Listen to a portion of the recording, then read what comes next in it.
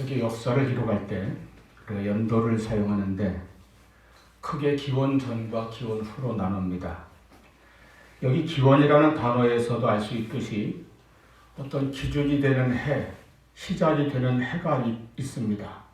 그래서 기원 전은 그 기준이 되는 해의 이전이라는 뜻이고 기원 후는 그 기원 이후라는 뜻이죠.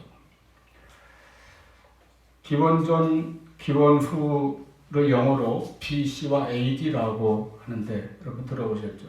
내일이 이제 개천절인데 단군이 고조선을 건국한 해는 BC 2333년이라고 합니다. 기원 전 2333년이라는 뜻이죠. 우리나라 해방된 것은 AD 1945년.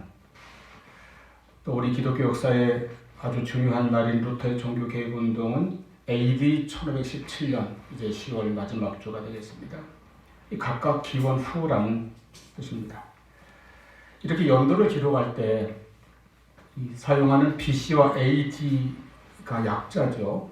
약자인데 BC는 Before Christ, 그리스도 이전이라는 뜻입니다.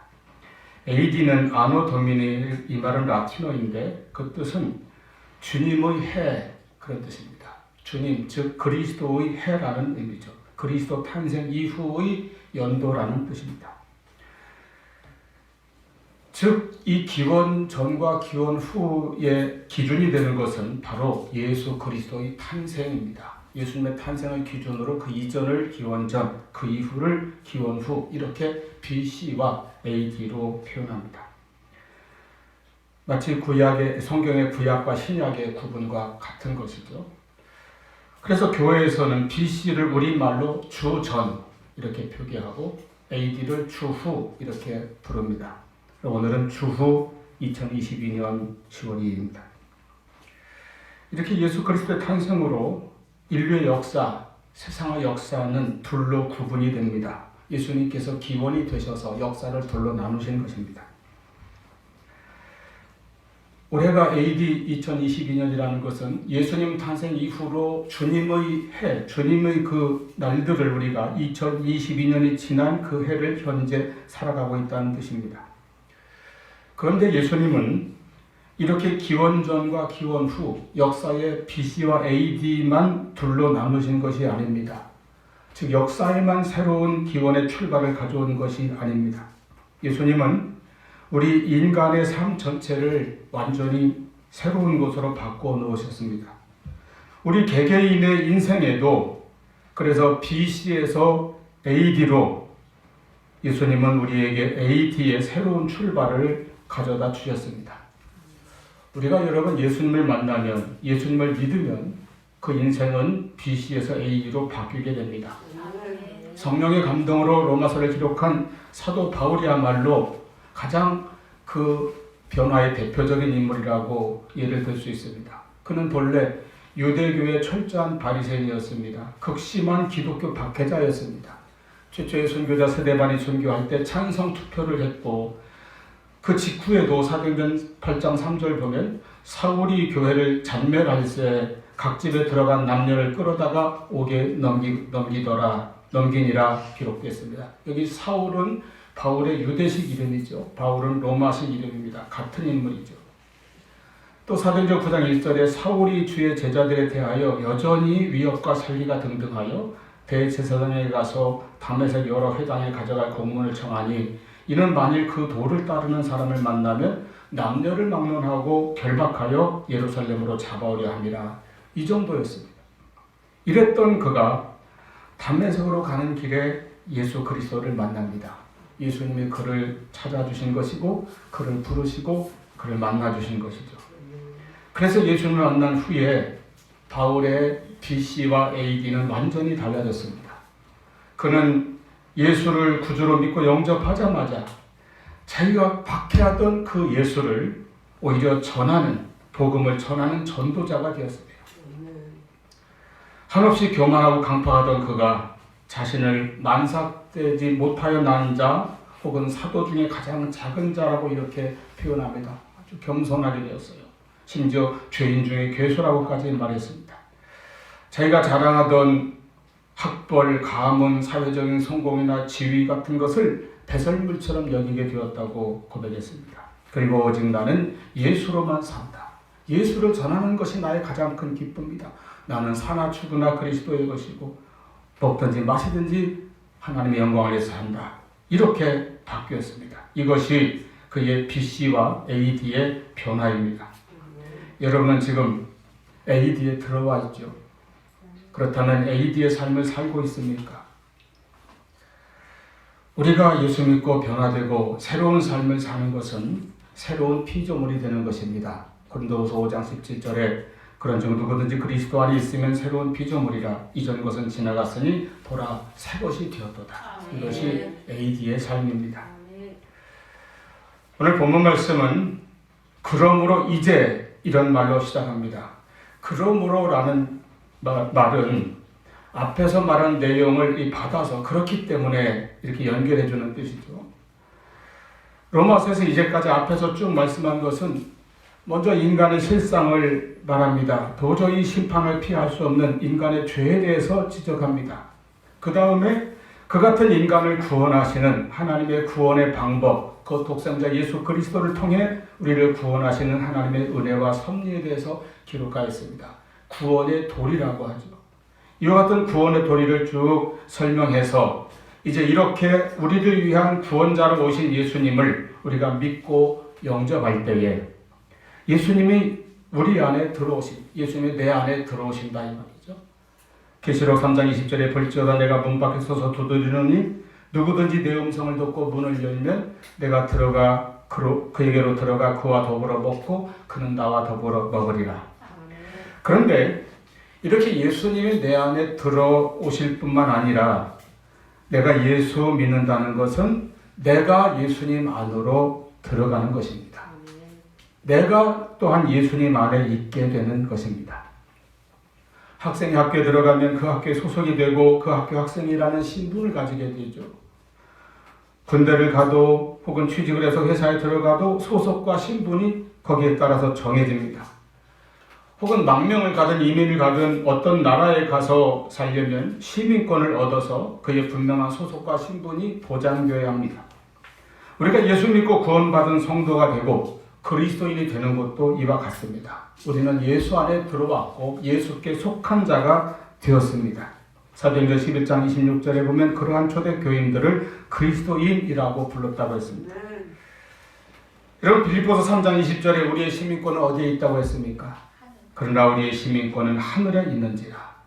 이제 우리는 예수 안에서, 예수님 안에서 새로운 소속과 신분을 가진 사람입니다.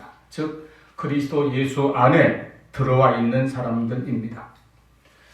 에베소서 2장 12절 말씀에 그때에, 여기서 이 그때라는 말은 구원받기 이전의 때를 말합니다. 구원받지 못한 상태를 말하죠. 그때 너희는 그리스도 밖에 있었고 외인이 없고 소망이 없고 하나님도 없는 자이더니, 이렇게 그리스도 밖에, 예수 밖에 있었습니다. 멀리 있었습니다.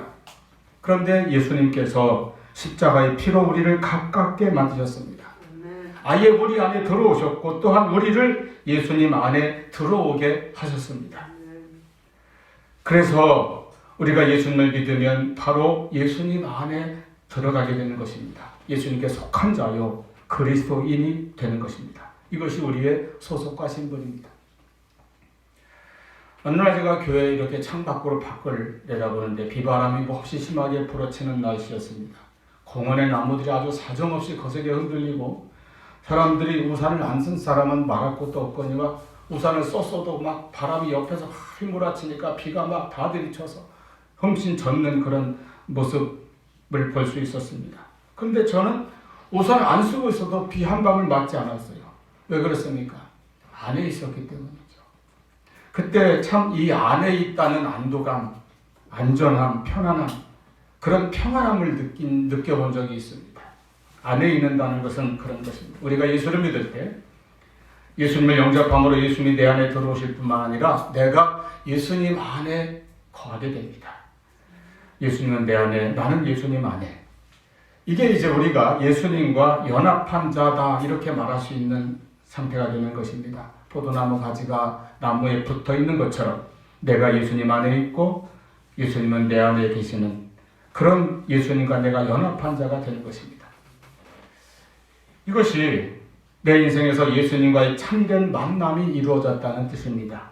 내 인생 가운데 예수님과의 만남의 사건이 일어났다는 것입니다.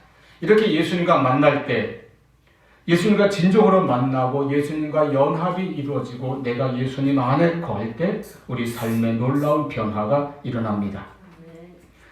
우리는 이제 AD 이후의 삶, 예수님을 만난 이후, 예수님이 내 안에 들어오신 이후, 그리고 내가 예수님 안에 들어온 이후의 삶을 살고 있습니다. 예수님이 나와 함께 하시는 인생입니다.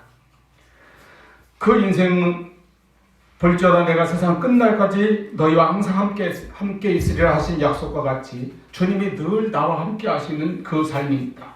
내가 그리스도 안에 있고 주님은 내 안에 계셔서 늘 나와 함께 하시는 그런 복된 인생입니다. 그리고 오늘 본문 말씀에서는 이와 같은 사람들, 즉 예수 안에 이제 들어와 있는 그리스도인들이 받아 누릴 수 있는 놀라운 영적인 축복을 오늘 로마서는 말씀하고 있습니다.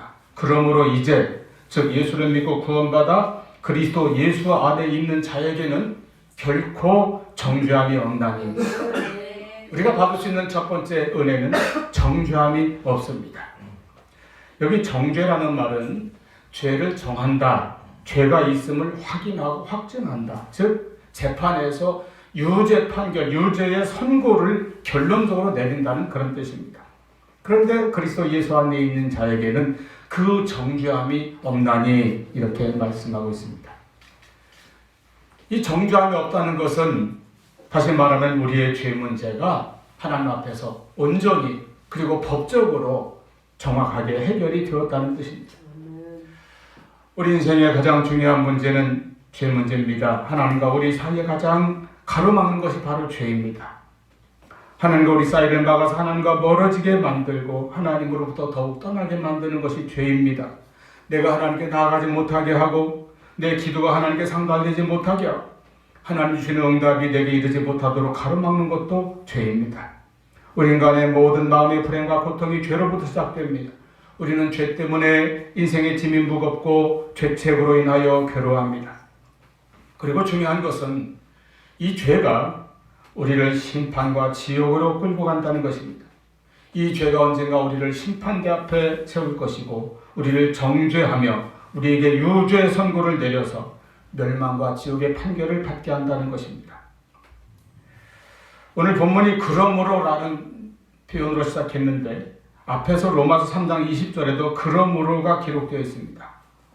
거기서는 그러므로 율법의 행위로 그의 앞에 의롭다 하심을 얻을 육체가 없나니 율법으로는 죄를 깨달음이니라. 여기서 그러므로는 인간은 율법 앞에서 다 죄인일 수밖에 없다는 뜻입니다.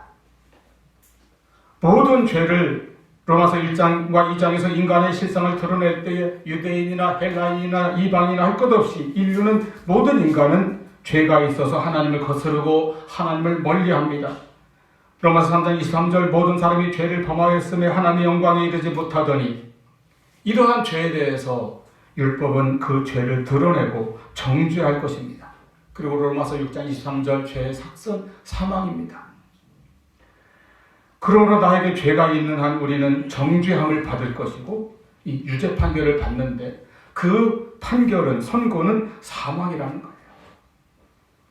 사망은 육신의 죽음만을 말하는 것이 아닙니다. 성경은 둘째 사망을 말씀하는데 계시록 21장 8절 말씀처럼 곧 지옥에 처해지는 것이 둘째 사망입니다. 이것이 죄의 결과입니다.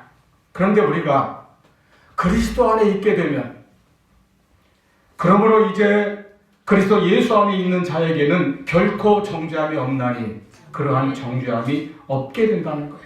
이것은 성경에서 대단히 중요한 선언입니다. 그리스도 예수 안에 있는 자는 죄에 대하여 더 이상 유죄 판결을 받지 않는다는 것입니다. 죄가 아예 없다는 것이 아닙니다. 그 어떤 성인군자도 죄가 없는 사람 없습니다. 그러나 그 죄에 대해서 하나님께서 용서하시고 그 죄에 대해서 유죄 판결을 내리시지 않는다는 뜻입니다. 이것이 죄를 사해 주신다는 뜻입니다. 죄가 사해졌기 때문에 우리는 더 이상 정죄함을 받지 않습니다. 오히려 의롭다함을 받게 될 것입니다. 우리가 그리스도 안에 있다고 해서 다시는 어떤 죄도 짓지 않게 된다는 뜻이 아닙니다. 인간은 연약하고 불완전합니다. 그래서 또 넘어지고 실수하고 실패도 하고 시험에 빠지고 유혹에 넘어가기도 하고 패배도 할 수 있습니다. 그런데도 정죄함을 받지 않는다고 말씀합니다. 그렇다고 예수 믿은 사람들은 아무렇게나 마음대로 죄를 지으며 살라는 뜻이 아닙니다.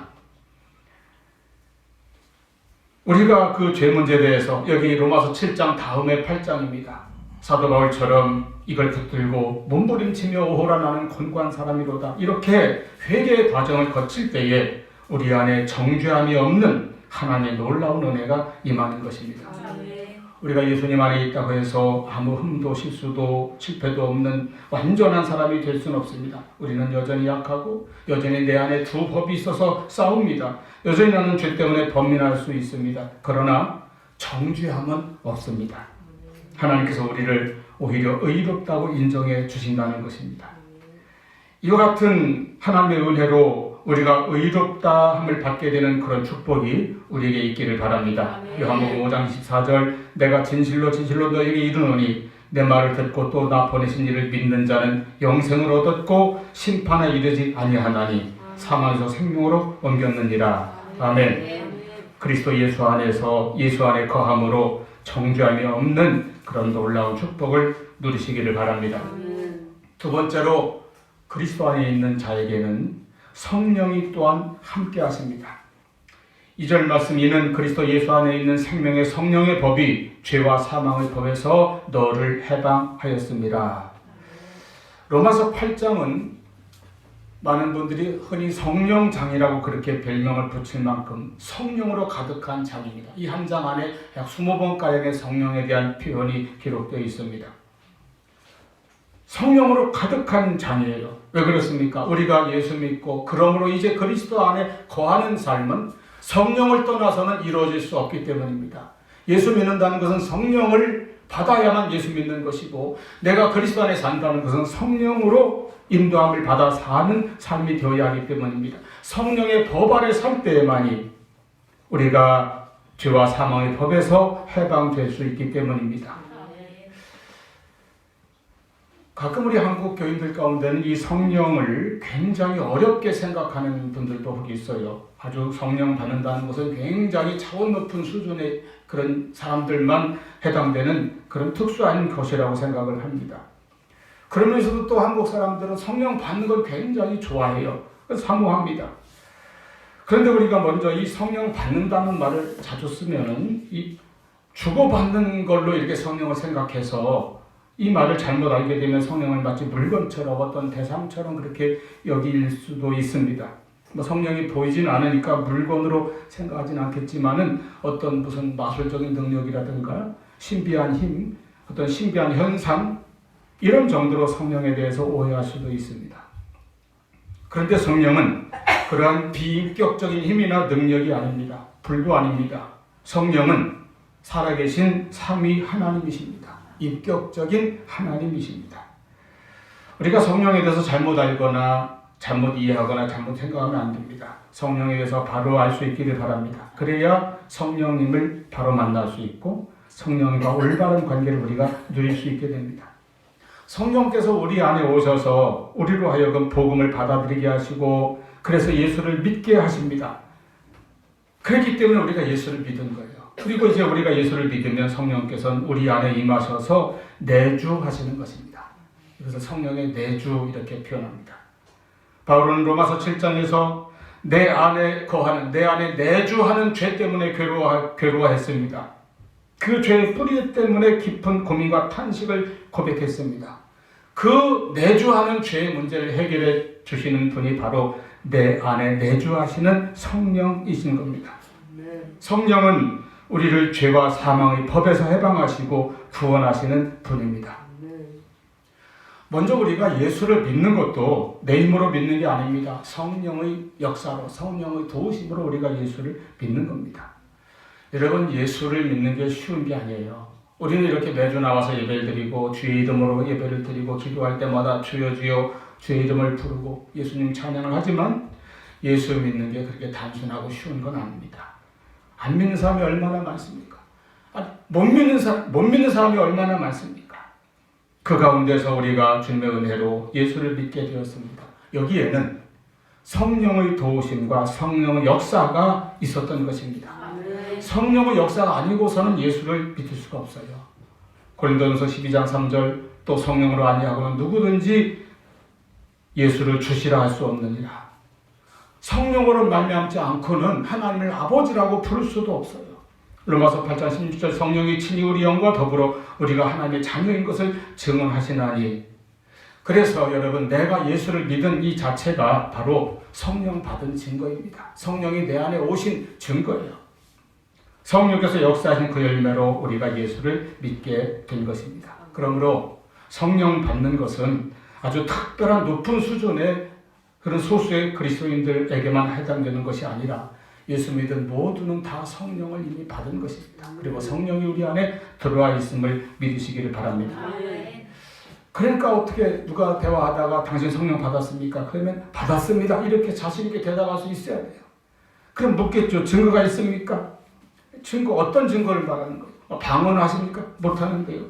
그 병든 자에게 안수하면 막 벌떡벌떡 일어납니까? 신유의 능력이 있습니까? 없습니다. 예언을 할 줄 아십니까? 못합니다. 그러면 무슨 등으로 막 뜨거운 불 같은 게 내려갔습니까? 그런 적 없는 것 같아요. 입신 해보셨습니까? 그런 체험 없습니다. 그럼 뭐가 성령 받았습니까? 내가 예수를 믿거든요. 내가 예수를 믿기 때문에 이것이 나에게 성령 받은 증거입니다. 내가 예수 그리스도를 구주로 믿고 예수님을 영접하고 그래서 예수님은 내 안에 계시고 나는 그리스도 예수 안에 들어와 있는 이것이 여러분 성령이 아니고서는 이루어질 수 없는 사건입니다. 여러분 성령을 받았습니까? 성령을 받았습니다. 이제는 그 성령이 내 안에 계신 것을 믿으시길 바랍니다. 그래서 그 성령께서 내 안에 죄를 이기게 하시고 우리를 죄와 사망의 법에서 해방하십니다. 할렐루야. 아멘. 우리는 생명의 성령의 법 아래 살아가는 그러한 사람으로 영적인 축복을 누리시기를 바랍니다. 아멘. 세 번째로 예수 그리스도 안에 있는 사람은 율법의 요구를 완전히 이룰 수 있게 됩니다.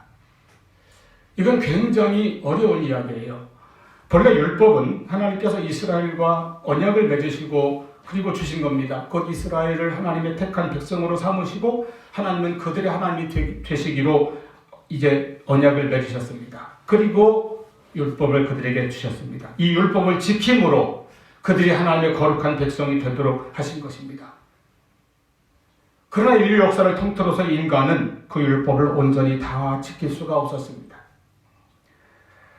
3절 말씀 보면은 율법이 육신으로 말미암아 연약하여 할 수 없는 그것을 여기 율법이 이스라엘 백성들을 그리고 그 어떤 사람이라도 거룩하게 의롭게 하지 못한다고 하는 말씀입니다. 이것은 율법이 잘못되거나 율법이 불완전하거나 부족해서가 아닙니다. 인간의 육신 때문입니다. 인간의 육신의 연약함으로 인하여 그 율법을 온전히 지킬 수 없기 때문에 율법이 그 일을 할 수 없었습니다. 그 목적을 온전히 이룰 수가 없었다는 것입니다. 그런데 이제 그것을 인간의 육신의 연약함 때문에 율법이 다 하지 못한 그 일을 하나님께서 하셨습니다. 어떻게 하셨는가 하면 3절을 계속 보면은 곧 죄로 말미암아 자기 아들을 죄 있는 육신의 모양으로 보내어 육신의 죄를 정하사. 하나님께서는 인간의 죄를 속하여 주시려고 독생자 예수 그리스도를 죄된 육신을 지닌 모습으로 보내셔서 그 육신의 죄를 정하셨다는 것입니다. 쉽게 말해서 예수님께서 인간의 모든 죄를 담당하신 것입니다. 그래서 4절 육신을 따르지 않고 그 영을 따라 행하는 우리에게 율법의 요구가 이루어지게 하려 하시느니라. 아멘. 여러분 이제 성령을 따라 사는 우리에게 율법이 요구하는 바가 완성되게 하시려는 겁니다. 인간의 힘으로는 인간의 노력으로는 인간의 공로로는 율법을 다 지킬 수가 없습니다. 율법의 요구를 만족시킬 수가 없습니다. 그것은 오히려 우리에게 죄가 되고 율법은 우리의 죄를 더욱더 드러낼 뿐입니다. 율법을 온전히 지키지 못하고 율법의 요구를 만족시키지 못할 때 율법의 정죄를 당하게 됩니다. 율법으로 인하여 심판을 받게 된다는 것입니다. 그러나 예수님께서 그 모든 죄를 다 육신으로 담당하셨습니다. 그리고 십자가의 죽음을 통하여 율법을 온전히 다 지키시고 다 이루셨습니다. 율법의 요구를 주님이 다 만족시키셨습니다. 그리고 이제 그 은혜가 우리에게 임하여 우리가 예수님 안에 있으면 우리도 율법을 다 지킨 자가 되게 해주신다는 것입니다. 율법의 요구를 만족시키는 자가 되었습니다. 여러분, 사람이 율법을 다 지키면 그 사람이 어떤 사람이 되겠습니까? 그가 곧 하나님 앞에 거룩한 백성이 되는 것입니다. 흠없는 자가 되는 것이죠. 율법을 온전히 다 지키면 그 사람이 거룩한 사람입니다. 그런데 이것이 내 육신의 힘으로는 불가능합니다. 그 누구도 율법을 완전하게 지킬 수 없습니다. 그런데 성령께서 우리로 하여금 그 율법을 다 지킨 예수 그리스도의 의가 내게 임하여서 우리도 그 안에 거하게 하십니다. 나도 그래서 율법을 다 지킨 자가 될 수 있도록 인도하신다는 것입니다. 우리가 예수님 안에 있을 때 우리는 그러므로 하나님의 거룩한 백성, 성결한 성도가 될 수 있는 것입니다. 이제 나는 내 안에 거하시는 성령의 인도하심을 따라서 성령의 역사하심에 순종하여 살아감으로써 우리는 율법의 요구를 충족시킬 수 있고 율법의 의의를 이룰 수 있습니다. 즉 거룩한 백성, 성결한 성도의 삶을 살아갈 수 있는 것입니다. 여러분, 우리가 예수님을 믿고 예수님을 영접하여 늘 예수님 안에 거하는 그런 우리의 삶이 될 수 있기를 바랍니다. 그럴 때 우리는 이제 정죄함이 없고 하나님 앞에서 의롭다함 받은 거룩한 백성이 된 것을 믿고 담대한 믿음으로 승리하시기를 바랍니다. 나를 위해서 오신 성령께서 이제 늘 내 안에 계셔서 나로 하여금 성령의 법을 따라 살게 하시고 거룩한 성도로 살게 하심을 믿고 순종하면서 하나님의 뜻, 하나님의 의를 이루는 삶을 살아가는 우리 모두가 될 수 있기를 축원합니다. 기도하시겠습니다.